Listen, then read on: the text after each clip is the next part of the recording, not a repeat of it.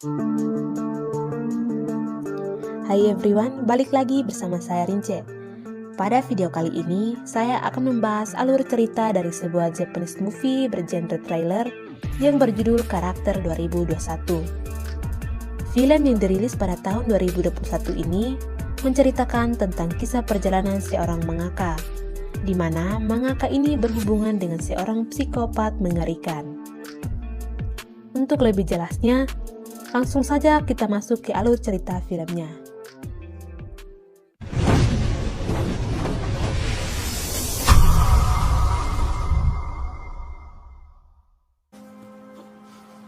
Film diawali dengan menampilkan seorang pria bernama Keigo Yamashiro yang bercita-cita untuk menjadi seorang mangaka terkenal. Meski memiliki bakat alami dalam menggambar, tetapi karena kepribadiannya yang baik, dia memiliki masalah dalam membuat karakter penjahat. Oleh sebab itu, karir Keigo masih saja terjebak sebagai asisten penulis mangaka terkenal yang bernama Honju Sensei. Selain itu, di sana Keigo ini diketahui selalu berusaha untuk menambah karakter koleksinya melalui karakter setiap orang yang ia temui. Hingga film pun berlanjut pada suatu hari ketika Keigo mengajukan hasil karyanya kepada Tuan Omura. Jadi sedikit informasi bahwa Tuan Omura ini adalah seorang editor manga yang cukup terkenal, di mana bisa dikatakan Tuan Omura ini adalah harapan bagi Keigo untuk menjadikannya sebagai seorang mangaka yang terkenal. Dan tak lama setelah itu, di sana Tuan Omura ini mengatakan bahwa manga bergenre suspense karya Keigo ini secara gambar sangat bagus, tetapi sangat disayangkan karakter si penjahatnya kurang kuat. Jadi intinya, Tuan Omura ini menginginkan sebuah manga dengan karakter jahat yang benar-benar seperti bernyawa. Sudah bisa dipastikan kalau manga karya Keigo ini akhirnya ditolak. Ia merasa sedih dan terpuruk karena tidak bisa mewujudkan keinginannya. Keigo pun menceritakan kepada istrinya yang bernama Natsumi kalau ia telah gagal. Di sana, Keigo ini menegaskan bahwa ia akan mengakhiri perjuangannya untuk menjadi seorang mangaka terkenal dan berniat untuk menjadi pegawai pada umumnya. Bahkan setelah mengabari Natsumi, ia pun memutuskan untuk mengundurkan diri dari pekerjaannya sebagai asisten mangaka Honju. Akan tetapi sebelum Keigo benar-benar keluar dari pekerjaannya itu, di sana Keigo diminta untuk membuat sebuah sketsa rumah keluarga dengan nuansa bahagia. Dan karena hal tersebut, akhirnya di sana Keigo pun langsung berkeliling hingga akhirnya ia menemukan sebuah rumah milik keluarga Funakoshi yang ia rasa cocok untuk menjadi inspirasinya. Namun ketika tengah membuatnya, justru di sana Keigo mendapatkan teguran dari tetangga rumah keluarga Funakoshi, di mana orang-orang tersebut meminta Keigo untuk mengatakan kepada keluarga Funakoshi bahwa suara musik di dalam rumah mereka sangat mengganggu. Khawatir membuat masalah, Keigo pun menekan bel. Karena tidak ada respon, ia akhirnya nekat masuk ke dalam rumah. Lantai licin dan suasana gelap yang sepi semakin membuat Keigo penasaran. Apa yang ia temukan di ruang makan sungguh membuatnya terkejut. Di sana telah duduk 4 anggota keluarga dalam keadaan tewas terbunuh secara kejam. Ternyata lantai licin akibat darah yang membasahi. Keadaan semakin mencekam ketika dari jendela ia melihat sosok pria bersimpah darah membawa sebilah pisau sambil menoleh ke arah Keigo. Setelah kejadian itu pun, Keigo memutuskan untuk melaporkan ke polisi. Yang pada akhirnya kasus ini diambil kendali oleh detektif Makabe dan petugas Seida. Setelah itu, kedua petugas kepolisian itu pun mulai menginterogasi Keigo yang dijadikan saksi utama. Di mana dalam interogasi ini, Keigo justru berbohong bahwa ia tidak melihat siapapun pelakunya. Padahal seperti yang kita tahu, bahwa Keigo melihat wajah sang pelaku itu dengan sangat jelas. Setelah itu, Keigo pun diperbolehkan untuk pulang. Semua kejadian pembunuhan yang dilihatnya tadi, Keigo gambarkan secara detail dalam bentuk manga. Salah seorang yang dicurigai oleh polisi yaitu pria berusia 50 tahun bernama Henmi. Dulu ketika masih berusia 16 tahun, Henmi pernah membunuh keluarga berisi 4 orang. Kemudian, bebas setelah ditahan selama 12 tahun di lapas remaja. Dan kali ini, kasus yang sama berulang kembali. Lalu, polisi pun perlu menginterogasi Henmi. Tanpa sedikit pun membantah, Henmi langsung mengakui kalau dialah pelaku yang membunuh keluarga Funakoshi. Tapi anehnya, ia sama sekali tidak mengingat apa motif dan senjata yang digunakan untuk membunuh. Hal tersebut membuat petugas Seida pun merasa bahwa Henmi ini sangat mencurigakan, karena seakan-akan menunjukkan kenyataan yang inklusif. Namun karena kepala kepolisian dengan mudah mempercayai Henmi, kasus ini pun ditutup dan Henmi ditetapkan sebagai pelaku dan langsung disiarkan ke semua saluran televisi. Dengan cepatnya, di sana Keigo pun langsung mengetahui kalau sebenarnya ada kesalahan, di mana kita tahu bahwa Henmi sebenarnya tidak terlibat dalam kasus tersebut. Pelaku yang sudah dilihat Keigo pada malam kejadian telah membuka imajinasi Keigo, dan ia akan menggunakan wajah pelaku sebagai karakter utama di manga yang akan ia tulis. Mendapatkan ide baru membuat Keigo mengurungkan pensiun dan ingin terus menciptakan manga. 1 tahun pun berlalu ketika Keigo telah berhasil merilis komiknya yang berjudul Sanjushi. Dengan menggunakan karakter pelaku yang membantai keluarga Funakoshi, namun di sana Keigo menggunakan nama Dager untuk pelaku pembunuh keluarga itu, yang ternyata membuat komik karyanya sangat terkenal. Kemudian scene pun berganti pada sebuah keluarga hara yang beranggotakan 4 orang, di mana keluarga ini berencana untuk melakukan liburan di sekitar pegunungan. Dalam perjalanan, mereka melihat sebuah mobil yang mogok. Ternyata mobil itu adalah milik pria bernama Morozumi, yaitu pelaku utama pembunuhan keluarga Funakoshi. Karena merasa kasihan, keluarga itu pun memberi tumpangan kepada Morozumi.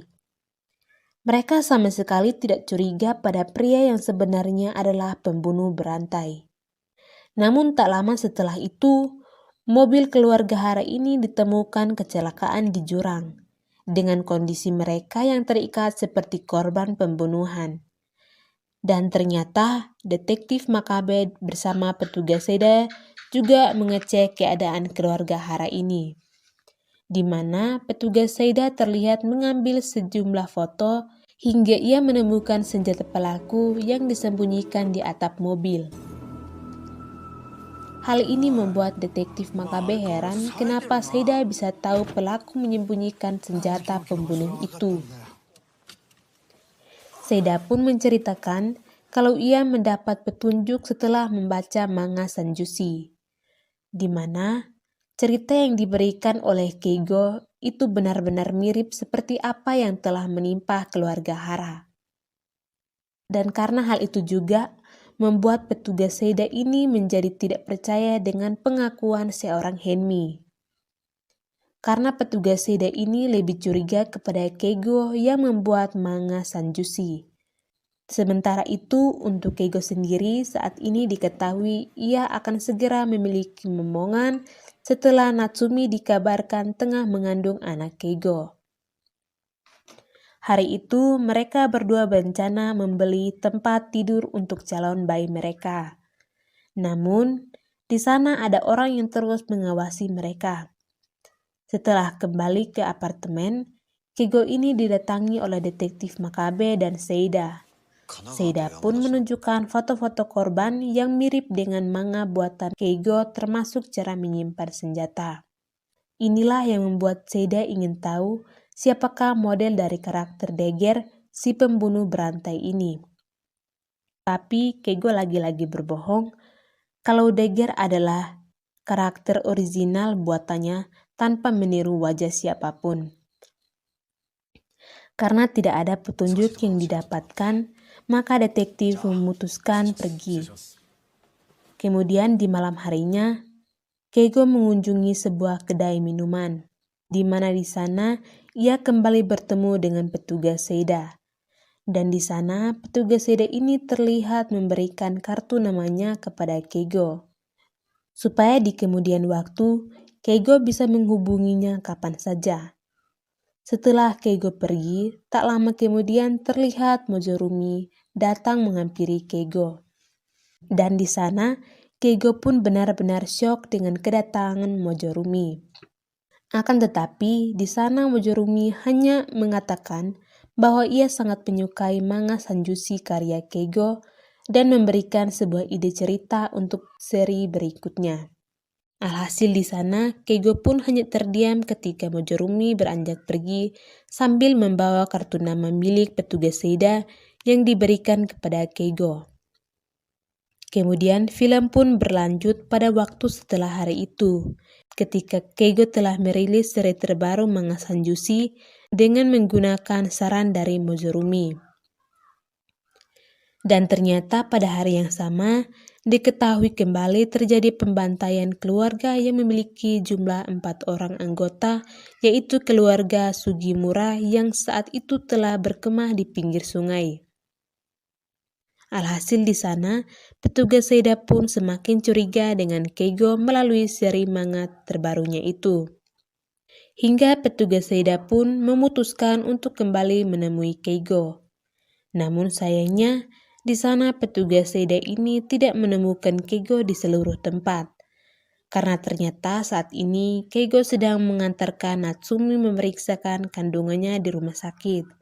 Dan tanpa diduga di sana Keigo dan Natsumi bertemu dengan Mojorumi, yang tentunya membuat Keigo sangat khawatir dengan keadaan istrinya. Jadi di sana Keigo ini membawa Natsumi segera pergi dari hadapan Mojorumi. Di mana ketika perjalanan pulang, akhirnya Keigo menceritakan semuanya, bahwa Mojorumi merupakan pembunuh berantai keluarga Funakoshi yang merupakan referensi karakter Dager dalam Sanjushi. Dan karena Keigo merasa terancam, di sana Keigo pun memutuskan untuk menghentikan seri manga Sanjushi miliknya. Ia juga berencana untuk membongkar apa yang selama ini telah ia sembunyikan. Kemudian scene pun berlanjut ketika Keigo menjelaskan semua yang sebenarnya telah terjadi kepada petugas Seida. Begitu juga kepada pihak atasan, hingga akhirnya pihak kepolisian kota itu pun langsung bergerak menangani kasus yang mulai terungkap ini. Setelah itu, Keigo pun juga terlihat kembali bertemu dengan Mojorumi di sebuah toko buku. Di sana, Mojorumi sangat kecewa dengan keputusan Keigo yang menghentikan seri Sanjushi. Bahkan di sana Mojorumi mengatakan bahwa Keigo adalah seorang pembunuh berantai seperti dirinya. Walaupun Keigo hanya melakukannya kepada seri yang ada pada manga Sanjushi miliknya. Kemudian setelah bertemu dengan Keigo, ternyata Mojorumi berniat untuk meluapkan kemarahannya, yaitu dengan mencari target selanjutnya. Dan akhirnya Mojorumi menemukan sebuah keluarga yang juga berjumlah 4 orang. Mojorumi pun membantai keluarga tersebut untuk menyesuaikan dengan lanjutan dari Sanjushi yang telah dirilis kemarin. Setelah itu, di sisi lain, detektif Makabe dan petugas Seida kembali mencari informasi tentang siapa Mojorumi sebenarnya. Dan akhirnya polisi menemukan orang bernama Mojorumi yang bekerja di kantor ekspedisi. Hal ini bisa dibuktikan dengan gambar sketsa rumah keluarga Funakoshi milik Keigo yang memperlihatkan mobil terparkir di dekat rumah keluarga Funakoshi pada hari kejadian, yang bertuliskan Furukawa Express. Setelah penyelidikan ke kantor ekspedisi, ternyata memang benar kalau Mojorumi pernah bekerja di sana. Tapi setelah mendatangi rumahnya, polisi semakin dibuat bingung karena Mojorumi yang mereka cari justru memiliki ciri-ciri yang berbeda. Kemungkinan Mojorumi asli telah menjual identitasnya pada pemberi hutang. Sedangkan Seida, ia menyelidiki beberapa petunjuk di manga yang mungkin terlewatkan, hingga ia menemukan sebuah gambar papan jalan bertuliskan Desa Kujou pada tempat keluarga Hara dibantai. Dan karena hal itu, di sana petugas Seida mengasumsi bahwa kemungkinan Mojorumi ada kaitannya dengan desa itu, yang membuat petugas Seida pun mencari informasi tentang desa tersebut. Kemudian di sana, petugas Seida juga kembali mengkonsultasikan tentang adanya desa Kujou itu dengan Keigo. Hingga Keigo pun menjelaskan tentang desa Kujou kepada Seida, bahwa desa Kujou ini adalah desa yang pernah dihuni oleh 20 keluarga, dengan semuanya itu memiliki jumlah 4 orang. Namun karena suatu hal, desa itu mengalami sebuah pembantaian yang hanya menyisakan anak-anak dan beberapa orang saja. Setelah mendengar hal itu, petugas Seida pun kembali membuat sebuah hipotesa, di mana ia menganggap bahwa Mojorumi adalah korban dari desa itu yang saat ini berusaha membalaskan dendamnya. Kemudian film pun kembali berlanjut pada petugas Seida yang baru pulang dari rumah Keigo, di mana petugas Seida ini mendapatkan serangan dari Henmi yang telah terbebas dan membuatnya kehilangan nyawa pada saat itu. Dan ternyata Henmi diperintahkan oleh Mojorumi setelah Mojorumi mengetahui bahwa petugas Seida ini ikut campur dalam urusannya dengan Keigo. Alhasil, pihak kepolisian yang mengetahui hal itu pun langsung mengambil tindakan untuk segera menangkap Henmi. Sementara di sisi lain, Keigo menganggap bahwa kematian petugas Seida itu disebabkan olehnya, yang membuat Keigo berencana untuk melakukan sesuatu, yaitu melanjutkan Sanjushi atau lebih tepatnya untuk membuat seri terakhir, namun dengan idenya sendiri. Lalu, Keigo pun merilis lanjutan Sanjushi yang cukup mengejutkan, di mana Keigo dengan sengaja melanjutkan seri dengan cerita bahwa Mojorumi akan membantai keluarga Keigo yang berjumlah 4 orang. Walaupun hal itu cukup berisiko, tetapi Keigo tetap melakukannya. Karena di satu sisi mereka akan berada di bawah pengawasan detektif Makabe dan juga pasukannya. Namun sayangnya, ternyata Mojorumi tidak melakukan apa yang seharusnya, di mana Mojorumi mengatakan kepada Keigo bahwa mereka bukanlah 4 orang anggota yang bahagia. Bahkan di sana Mojorumi juga tahu kalau ibu dan adik Keigo itu hanyalah ibu dan adik tiri. Akan tetapi, yang lebih mengejutkan, di sana Mojorumi justru mengatakan bahwa ia akan melakukan aksinya kepada keluarga Keigo yang asli. Di mana setelah ditelusuri, ternyata Keigo memiliki 2 calon anak kembar. Sadar akan hal tersebut, di sana Keigo bergegas pergi untuk melindungi Natsumi, di mana ia terlihat takut terjadi sesuatu kepada Natsumi. Akan tetapi, sesampainya di depan apartemen mereka, di sana Keigo justru dihajar oleh Morozumi, di mana Mojorumi membawa Keigo ke hadapan Natsumi dengan kondisi Keigo yang mengalami luka. Setelah itu, di sana Mojorumi juga terlihat menusuk Natsumi dengan pisaunya, yang membuat Keigo memohon agar Mojorumi menghentikan hal itu. Dan sebagai gantinya, di sana Keigo merelakan dirinya untuk dibunuh oleh Mojorumi sesuai dengan alur cerita manga Sanjushi. Namun beruntungnya, di sana Keigo telah melakukan persiapan dengan memakai rompi anti peluru, di mana Keigo juga berhasil membalikkan keadaan. Akan tetapi di sana Keigo yang tidak terima dengan Mojurumi yang telah menusuk Natsumi yang saat ini sedang hamil, di mana Keigo berniat untuk membunuh Mojurumi. Namun sebelum hal itu terjadi, tak lama kemudian detektif Makabe muncul untuk menghentikan Keigo dengan sebuah tembakan. Kemudian mereka bertiga dibawa menuju rumah sakit, dan beruntungnya mereka berhasil terselamatkan. Dan untuk saat ini, Keigo berada di rumah sakit bersama dengan Natsumi yang juga telah melahirkan bayi kembar. Sementara Mojurumi menjalani sidang atas semua perbuatannya. Mojurumi pun terjerat hukum yang sangat berat. Kemudian film pun selesai.